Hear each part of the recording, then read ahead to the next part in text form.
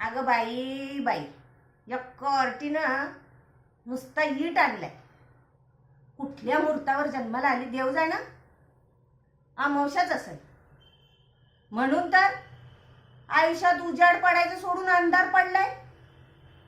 जन्माला आली आणि आईला खाल्ली, आता हे घर खायला निघालीये. दिसायला देखणी आहे. कुठून तरी एखादा पैसेवाला कुणीतरी येईल.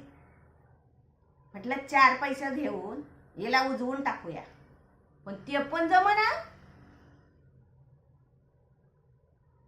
तिलोत्तमा आता बसून चालणार नाही.